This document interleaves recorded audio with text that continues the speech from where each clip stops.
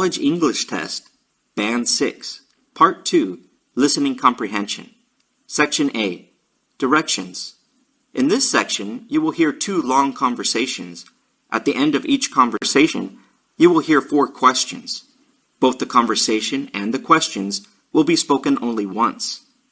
After you hear a question, you must choose the best answer from the 4 choices marked A, B, C, and D.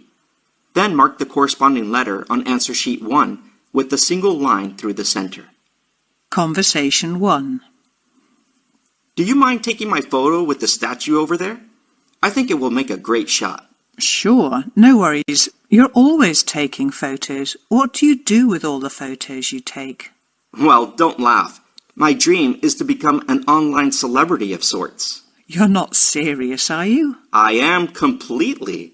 I just got the idea a few months ago after posting some holiday photos on my social media accounts. A lot of people liked my photos and started asking me for travel tips. So I figured I'd give it a go. I post a lot on social media anyway, so I've got nothing to lose. I guess that's true. So what do you have to do to become internet famous? Surprisingly, a lot more than I did as a hobby. Recently, I've been spending a lot more time editing photos, posting online, and clearing storage on my phone. It's always full now. That doesn't sound like too much work. Well, there's more to it. I spent all last weekend researching what topics are popular, what words to use in captions, and similar accounts to follow. It really was a lot to take in, and I was up well past midnight. I'd say it's paying off, though.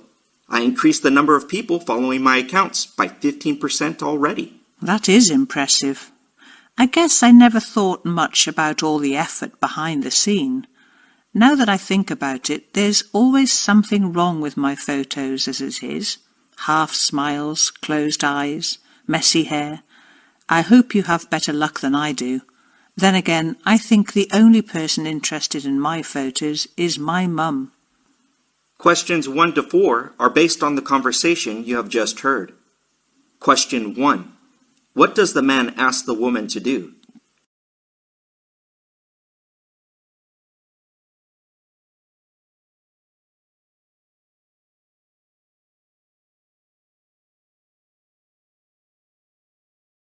Question 2. What does the man dream of?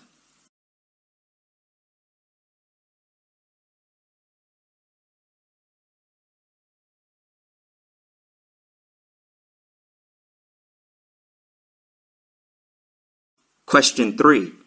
What has the man been busy doing recently?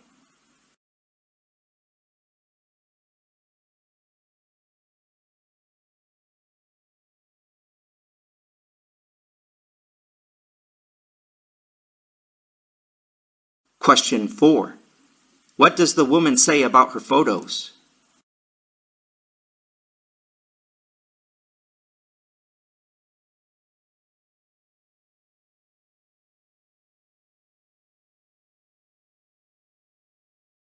Conversation 2. Good evening and welcome to Physics Today. Here we interview some of the greatest minds in physics as they help us to understand some of the most complicated theories. Today, I'm very pleased to welcome Dr. Melissa Phillips, Professor of Theoretical Physics. She's here to tell us a little about what it is she studies. Dr. Phillips, you seem to study everything. I guess that would be fair to say. I spend most of my time studying the Big Bang Theory and where our universe came from. Can you tell us a little about that? Well, I'm very interested in why the universe exists at all. That may sound odd, but the fact is, at the moment of the Big Bang, both matter and antimatter were created. For a short time, and I mean just a fraction of a second, the whole universe was a super-hot soup of radiation filled with these particles. So, what's baffled scientists for so long is, why is there a universe at all? That's because matter and antimatter are basically opposites of each other. They are exactly alike, except that they have opposite electrical charges. So when they collide, they destroy each other? Exactly. So during the first few moments of the Big Bang, the universe was extremely hot and very small. Matter and the now more exotic antimatter would have had little space to avoid each other. This means that they should have totally wiped each other out, leaving the universe completely barren. But a recent study seems to point to the fact that when matter and antimatter were first created, there were slightly more particles of matter, which allowed the universe we all live in to form? Exactly. Because there was slightly more matter, the collisions quickly depleted all the antimatter and left just enough matter to create stars, planets, and eventually us. Questions 5 to 8 are based on the conversation you have just heard. Question 5. What does the man say is physics today?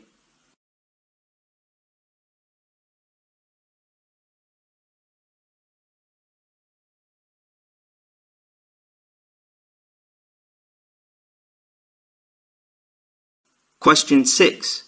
What is the woman physicist's main research area?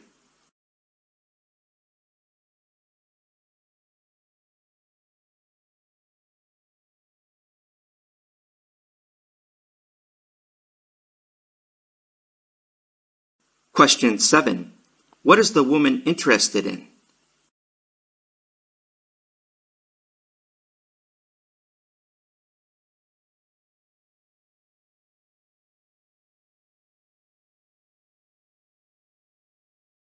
Question 8.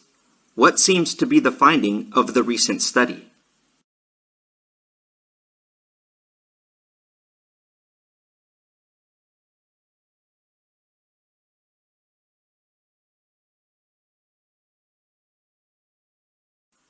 Section B. Directions. In this section, you will hear 2 passages. At the end of each passage, you will hear 3 or 4 questions. Both the passage and the questions will be spoken only once. After you hear a question, you must choose the best answer from the 4 choices, marked A, B, C, and D. Then, mark the corresponding letter on answer sheet 1, with a single line through the centre. Passage 1. In this week's edition of Special Series on Bizarre Medical Conditions, there's a report of the case of Michelle Myers. Myers is an American woman who woke up one day speaking with a British accent, even though she's lived in the United States all her life. In 2015, Myers went to bed with a terrible headache. She woke up sounding like someone from England. Her British accent has remained for the past 2 years. Previously, Myers had woken up speaking in Irish and Australian accents. However, on both of those occasions, the accents lasted for only a week. Myers has been diagnosed with foreign accent syndrome. It's a disorder in which a person experiences a sudden change to their speech so that they sound like they are speaking in a foreign accent. The condition is most often caused by a stroke or traumatic brain injury. Although people with the syndrome have intelligible speech, their manner of speaking is altered in terms of timing and tongue placement, which may distort their pronunciation. The result is that they may sound foreign when speaking their native language. It's not clear whether Myers has experienced a stroke or other brain damage, but she also has a separate medical condition which can result in loose joints, easily bruised skin, and other problems. Foreign accent syndrome is rare, with only about 60 cases reported within the past century. However, a different American woman reportedly spoke with a Russian accent in 2010 after she fell down the stairs and hit her head. Questions 9 to 11 are based on the passage you have just heard. Question 9. What happened to Michelle Myers one day?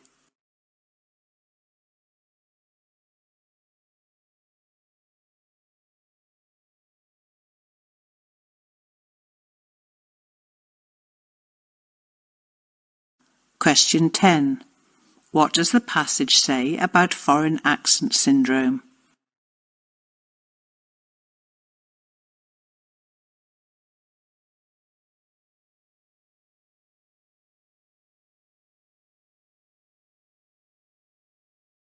Question 11. What accent did another American woman speak with after a head injury?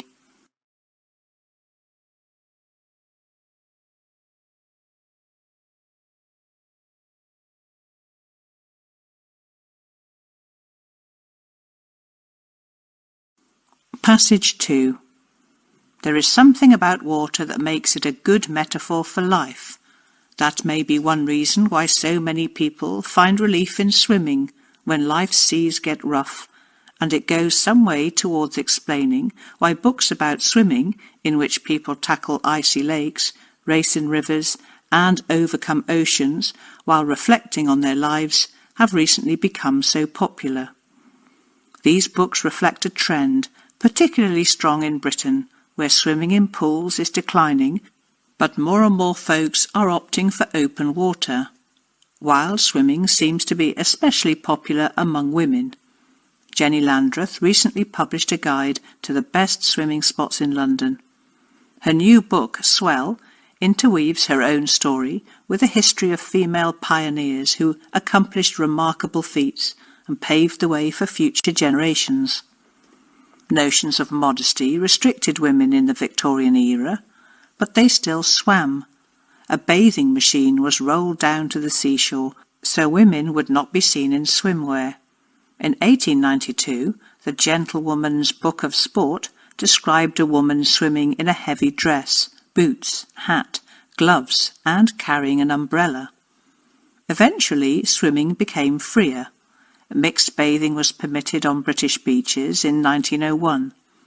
Women won the right to swim in public pools, learned to swim properly, created appropriate swimwear and, in time, even competed against men.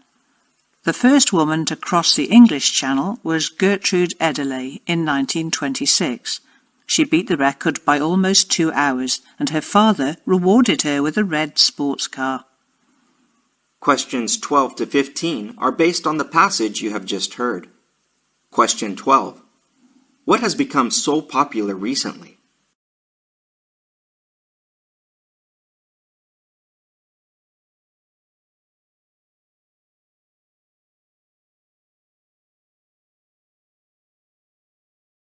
Question 13. What did Jenny Landreth do recently?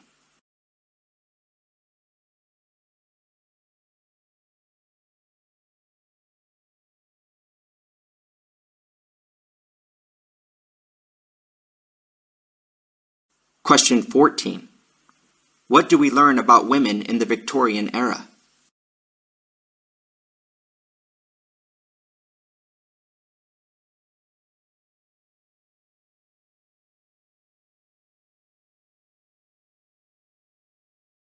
Question 15. What does the passage say about Gertrude Ederle?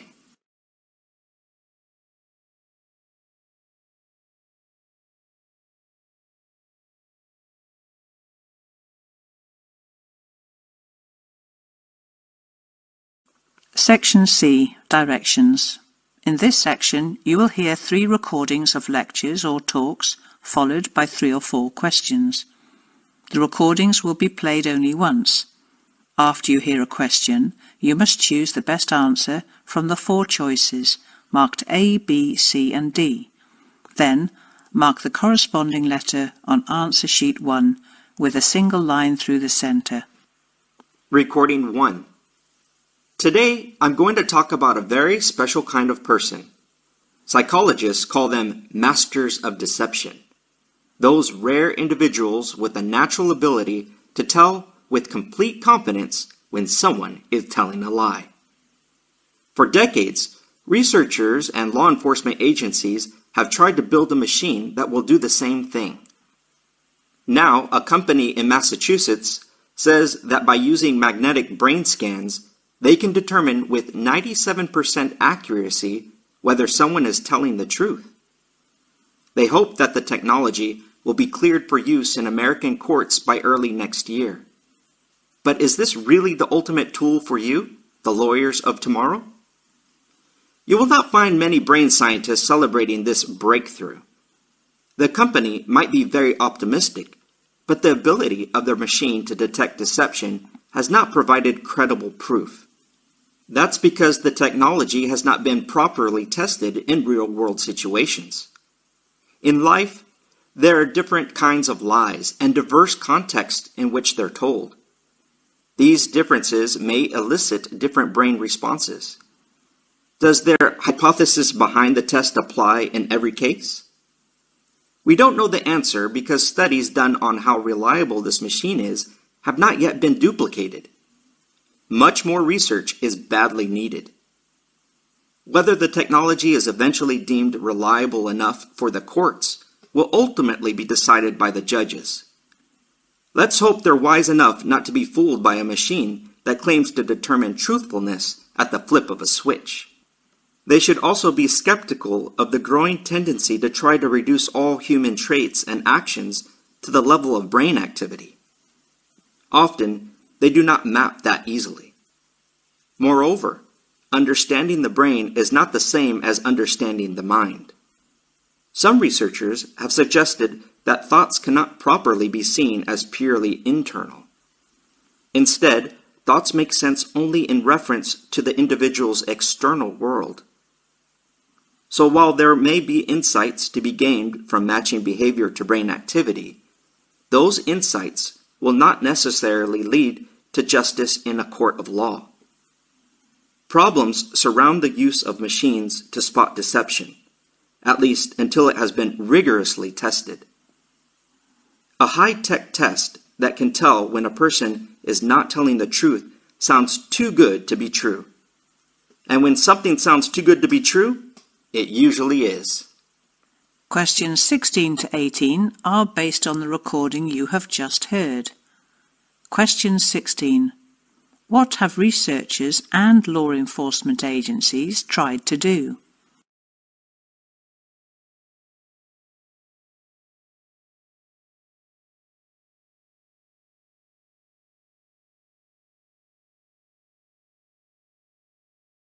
Question 17.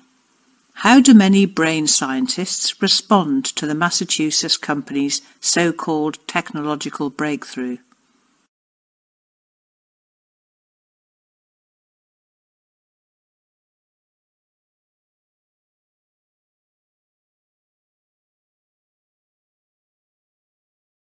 Question 18. What does the speaker think of using a high-tech test to determine whether a person is telling the truth?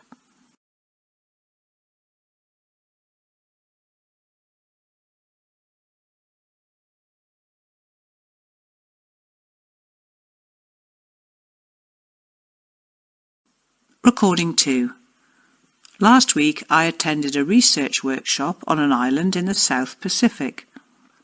30 people were present and all except me came from the island called Makalua in the nation of Vanuatu. They live in 16 different communities and speak 16 distinct languages. In many cases, you could stand at the edge of one village and see the outskirts of the next community, yet the residents of each village speak a completely different language. According to recent work by my colleagues at the Max Planck Institute for the Science of Human History, this island, just 100 kilometres long and 20 kilometres wide, is home to speakers of perhaps 40 different indigenous languages. Why so many? We could ask this same question of the entire globe. People don't speak one universal language, or even a handful. Instead, today our species collectively speaks over 7,000 distinct languages. And these languages are not spread randomly across the planet. For example, far more languages are found in tropical regions than in the mild zones. The tropical island of New Guinea is home to over 900 languages. Russia, 20 times larger, has 105 indigenous languages. Even within the tropics, language diversity varies widely. For example, the 250,000 people who live on Vanuatu's 80 islands speak 110 different languages. But in Bangladesh, a population 600 times greater speaks only 41 languages. How come humans speak so many languages? And why are they so unevenly spread across the planet? As it turns out, we have few clear answers to these fundamental questions about how humanity communicates. Most people can easily brainstorm possible answers to these intriguing questions. They hypothesize that language diversity must be about history, cultural differences, mountains or oceans dividing populations. But when our diverse team of researchers from 6 different disciplines and 8 different countries began to review what was known, we were shocked that only a dozen previous studies had been done, including one we ourselves completed on language diversity in the Pacific. These prior efforts all examined the degree to which different environmental, social, and geographic variables correlated with the number of languages found in a given location. The results varied a lot from one study to another, and no clear patterns emerged. The studies also ran up against many methodological challenges, the biggest of which centered on the old statistical saying, correlation does not equal causation. Questions 19 to 21 are based on the recording you have just heard. Question 19. What does the speaker say about the island of Makalua?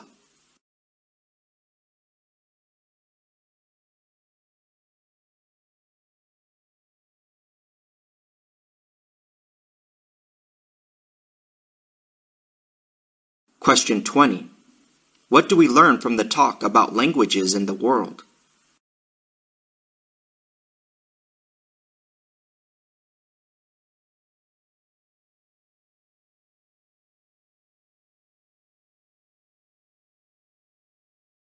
Question 21. What have the diverse team of researchers found about the previous studies on language diversity?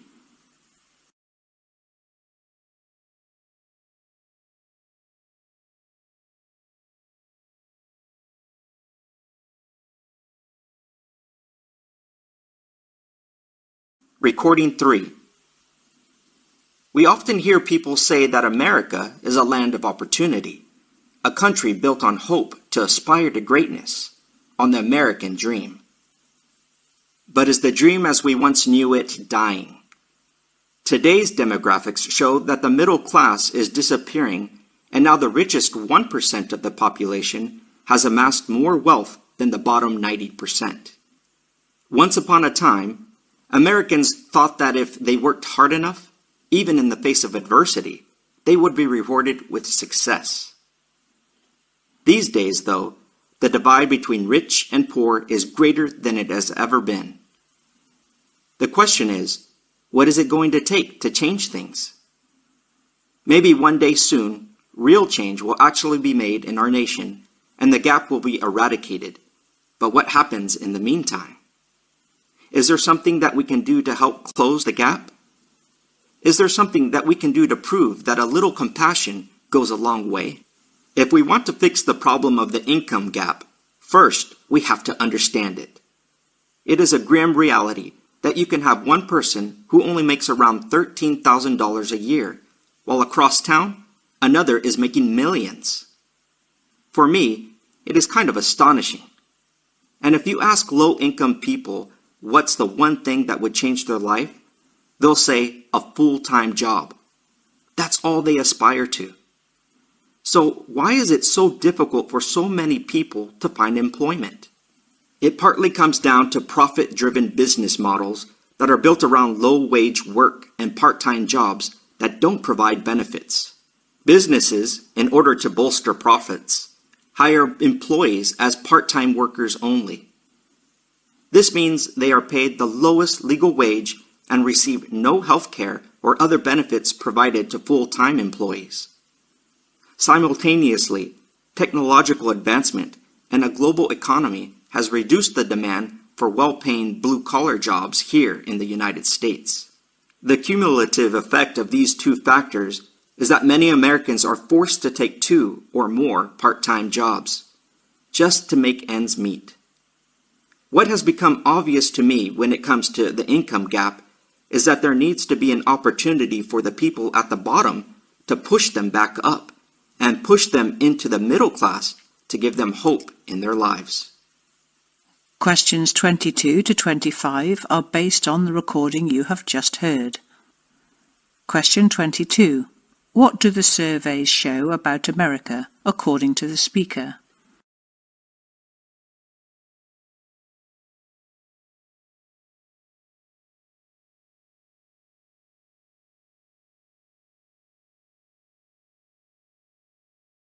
Question 23. What did Americans used to believe?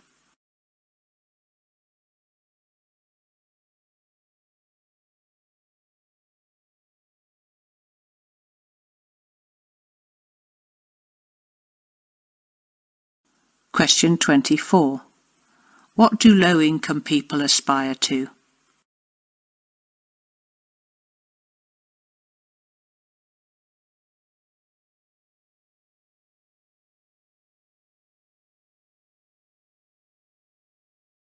Question 25. What do businesses do to increase their revenues?